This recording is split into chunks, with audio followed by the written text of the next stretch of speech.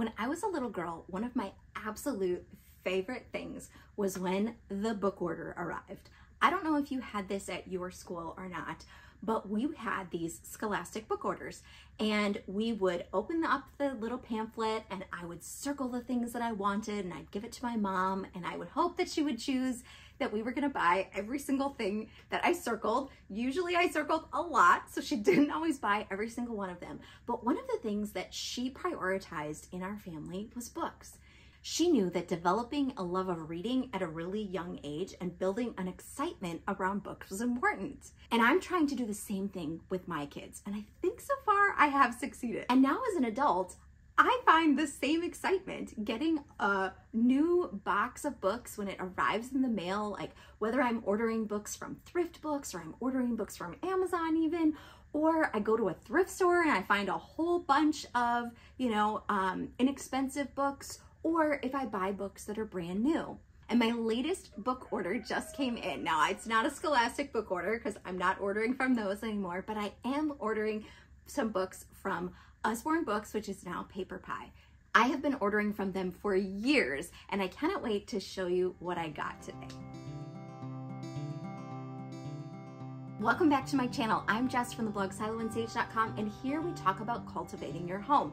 And a really important part of our home is books. If you haven't seen it already, I have an entire video where I talk about how we built our home library on a budget, and I have a tour of our homeschool room. And because we homeschool using books as the primary part of our curriculum, we need to have a lot of books. And honestly, it's just my favorite thing about homeschooling, I think. Having so many books that we can choose from and learn from and just read for fun. And it's been so much fun to see my kids grow to love reading.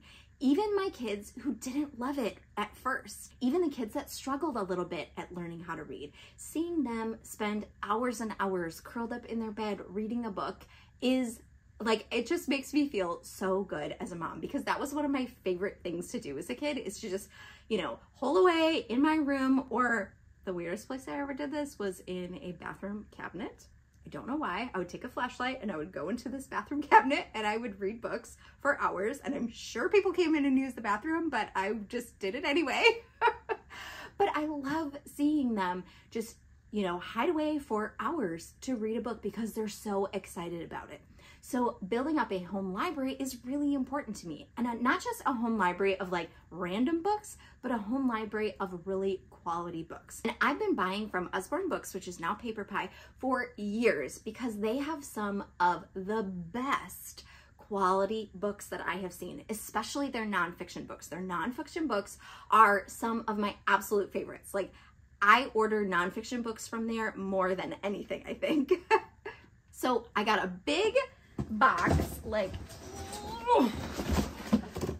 a big box of books here to show you, and I cannot wait for you to see what is inside. The first books I'm going to show you are these Usborne graphic classics. Now, if you saw my morning work binder video, you may have seen the book basket where I had some other versions of these Usborne book classics. So different books, but the same series. So these are classic books that have been turned into graphic novels. So they're a lot of fun. My teen and tween boys love these books. It's a great way to introduce them to classics that maybe they really aren't interested in reading on their own. Like, they just, haven't caught their attention. And some of these classic books, it just makes it a little easier for them to understand because it's in a graphic novel form. So we've got Alice in Wonderland, Hamlet. This goes with one of my goals of doing some Shakespeare this year. The Three Musketeers, The Adventures of King Arthur, and Macbeth, another Shakespeare. Now, I can't remember when I first started ordering from Usborne Books. It's been a really long time. But early on, I realized that these were going to be a great resource for our homeschooling because these nonfiction books they have great pictures. They very clearly get the point across of whatever it is that you're trying to learn, whether you're trying to learn about the human body or space or economics. They just have a really clear and succinct way of explaining things to kids, but in a way that's very engaging and interactive. And I just love these nonfiction resources. So we have quite a few of these books in our library. Now, a good chunk of these books that I'm going to show you, they are nonfiction resources because this is one of my favorite places to find nonfiction books. So I've got a stack here of these understanding books. They have this whole series of understanding something. So I know we have a couple of them. I know we have one that's about understanding government or politics or something, and I think we might have a couple others. This one is called Understanding Money. This one is called Understanding Mathematics. And this one is called Understanding Business.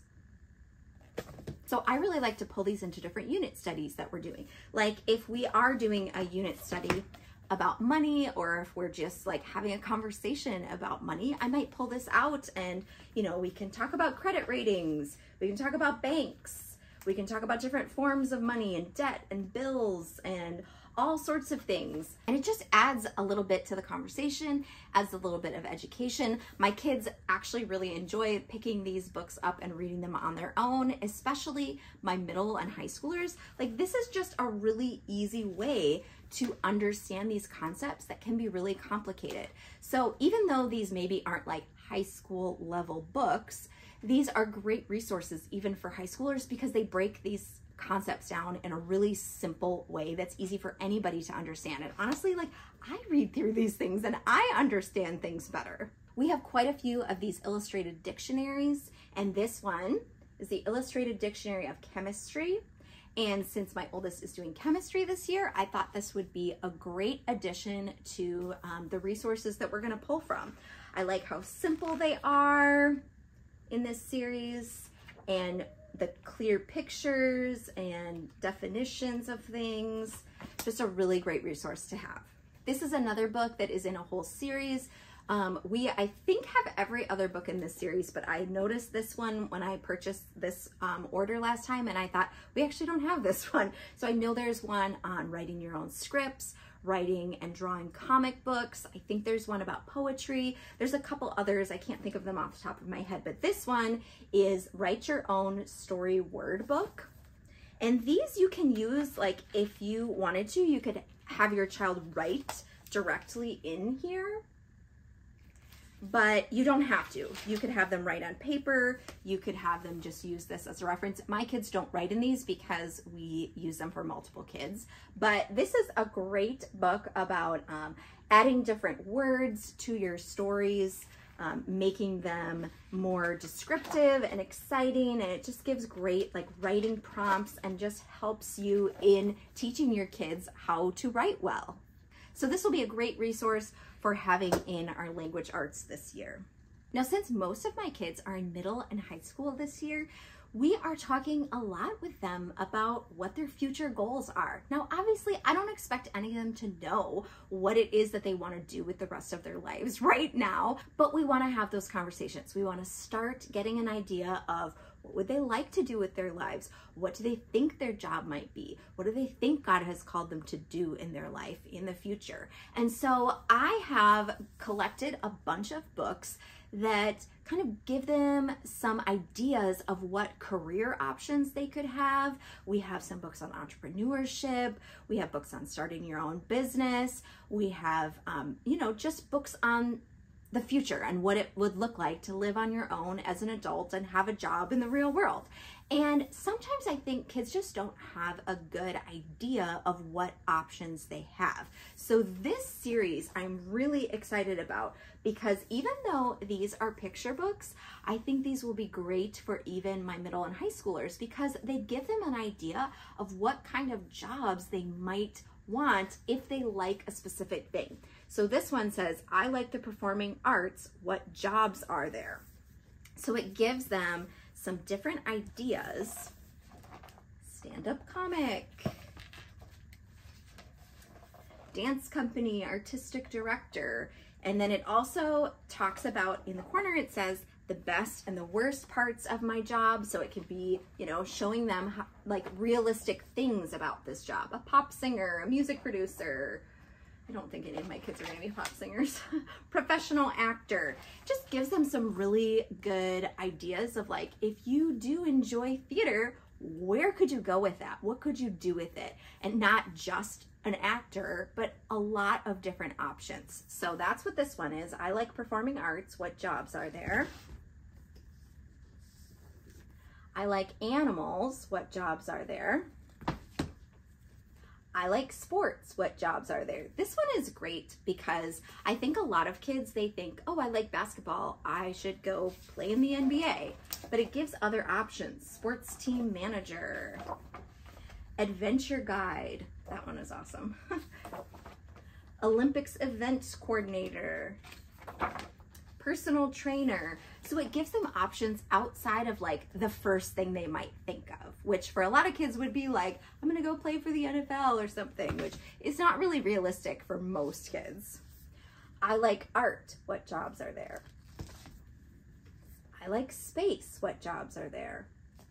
So I can actually look at this stack and I know that all of these things, space, art, sports, animals, and performing arts, I have kids who like one or multiple of these things. So I did choose these specifically. I can't remember if there are any more books in this series or not, but I did look through these titles and I was like, oh yeah, I have a kid who likes sports, I have a kid who likes art, I have a kid who likes animals. And I kind of went through a list and I was like, all right, these will be really good options for my kids to look through. Now, because these are picture books, my 6-year-old and my 10-year-old are still gonna like them. I'm not expecting them to know yet what they want to do with their life. And I'm not expecting that of any of my kids, but it'll be a good conversation starter for all of them, even the little ones. And the pictures are really fun too. In my family learning video, we talked about how we're gonna be introducing some Shakespeare this year. So I got this illustrated stories from Shakespeare, which these are obviously a lot more simplified stories. They're not like the actual written text that Shakespeare wrote, but they're maybe more appropriate for younger kids, and they have fun pictures, and they introduce them to the story without being overwhelming or difficult to read. I have a kiddo who loves space, so I was super excited to see this. Dr. Maggie's Grand Tour of the Solar System. And I thought this had some super fun pictures and information. Great to read through and just learn a lot of fun things about space. Speaking of space, I got another space book. Lots of things to know about space. Now, I have several of the books in this Lots of Things to Know About series. I think we have one that might be about food, something about history. I can't remember all the books that are in the series, but every book that we have gotten in this series, we have enjoyed. This one is not quite as in-depth as this Dr. Maggie's book. Like, it's a little bit, maybe a little simpler, but still packed with a lot of great information. So it goes into things like how to use a space toilet, the universe awards, the smallest and the largest and the hottest, sunsets on Mars, light distance chatting, measuring the universe. So lots of really fun facts and information about space. I was really intrigued by this book, Extreme Planet, The Deep.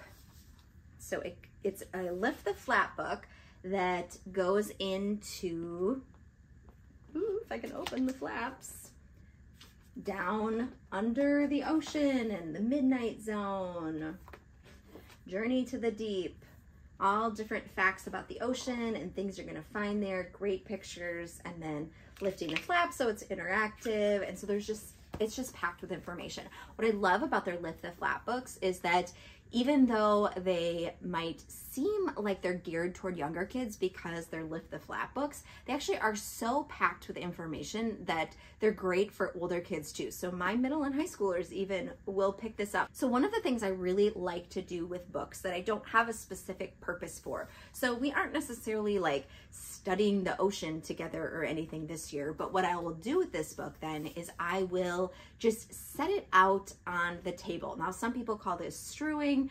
We do this a lot with books. Like I might even set it out on our kitchen table and my kids will pick it up in the morning when they're eating breakfast. They'll pick it up when they're eating a snack. Like it will sit on our kitchen table or on the counter in our kitchen for usually like a week or two, and slowly I will watch and see that almost all of my kids will pick it up and flip through it, and some of them will be more interested than others.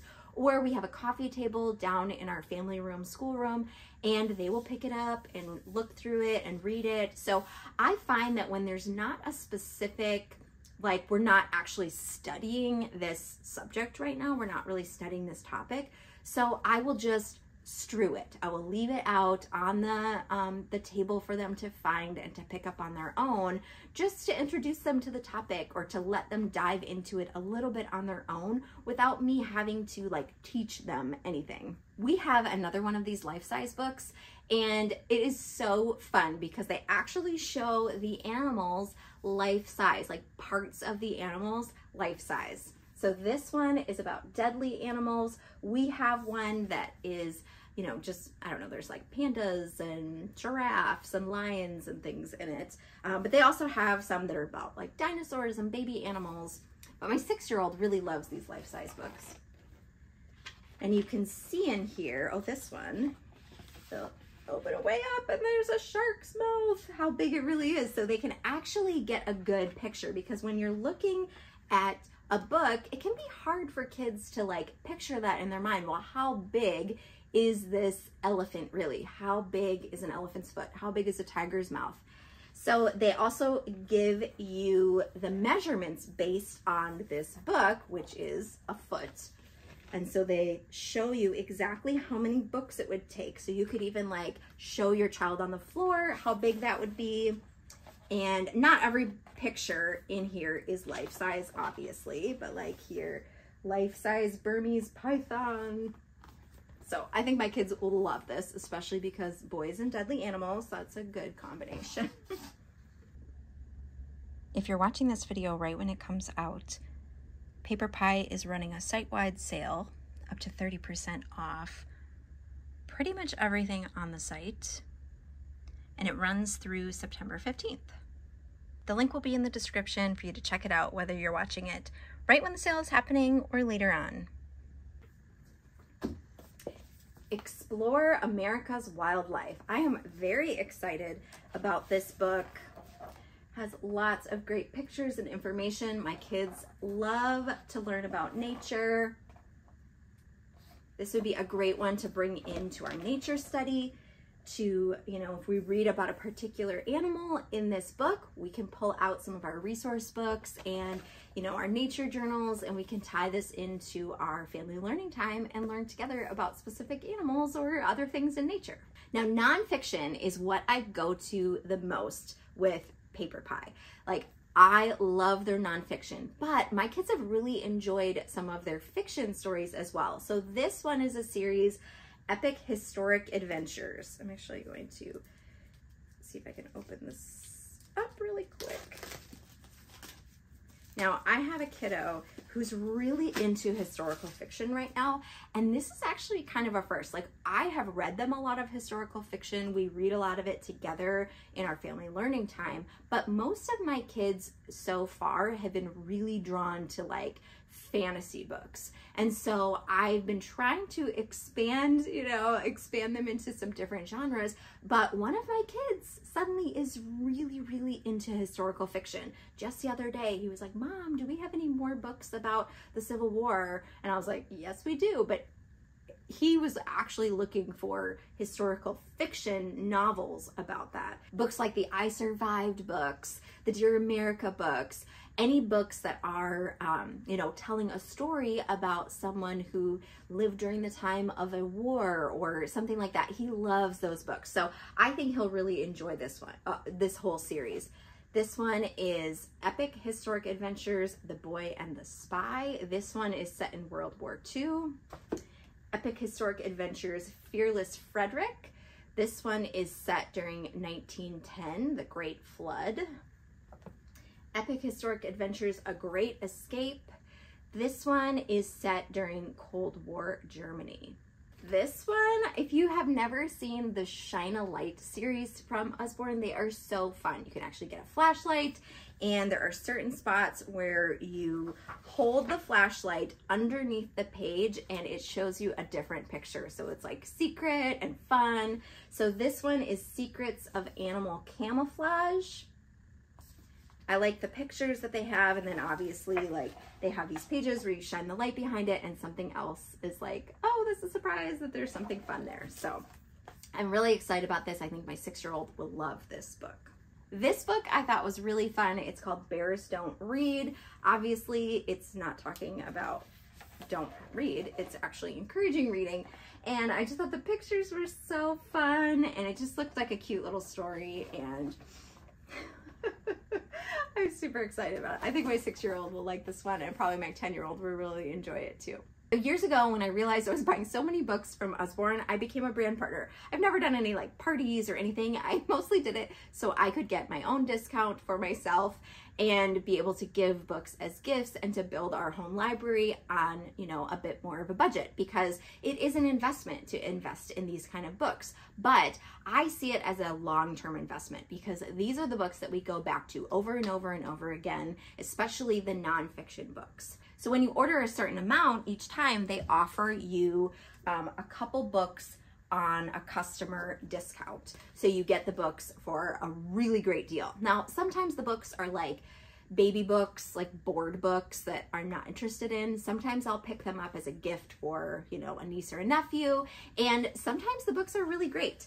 So I really love the Usborne phonics readers. I think they are great readers. They have a huge series of these, and I think they have fun pictures. They are not boring. Sometimes early readers can be really, really boring, and these are not. So my first grader is learning to read. I think this will be a fun book for him this year. He doesn't know how to read it yet, but he might by the end of the year. And it'll just be a great book to add to our collection, because we do have many of these books already, but this is one that we don't have. They also have this great option down here. It says, with the QR code, to hear the story. So your child who is learning to read, they can, you know, you can set them up on your phone or on your device to read the story along with the book. So the book can be reading it aloud, or the app can be reading it aloud, and then you can have your child looking at the book, kind of like books on tape, like I used to read when I was a kid.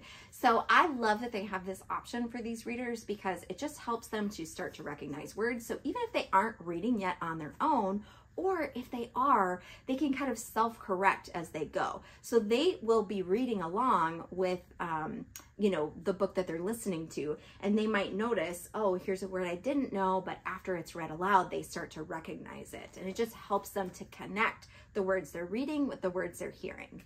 And this was another book that was the customer discount book, the Maya. I probably wouldn't have picked this one on my own this time, because I don't know, it's just not something that we're studying, or it's not something that I really had in my mind.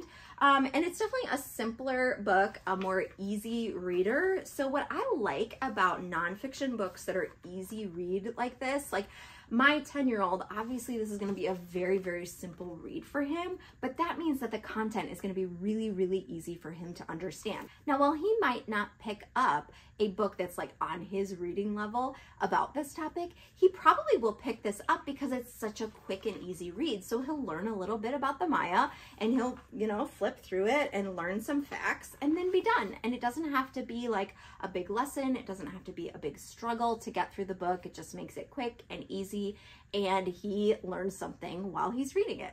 Now here's a fun fact if you didn't know, that you can take your box and you can unfold it and you can turn it into like a play mat for your kiddos. There's a little road, some houses, they can color the box. I think that's just a really fun thing that they do to, you know, to add a little bit of fun to your box day.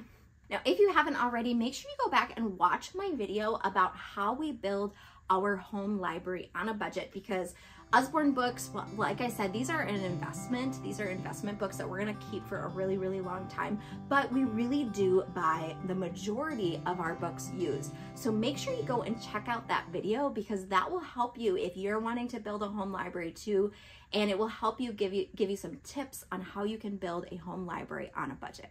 Now, if you like this video, hit the thumbs up, subscribe to my channel, and I will see you soon in another video. In the meantime, keep cultivating your home. Bye, friends.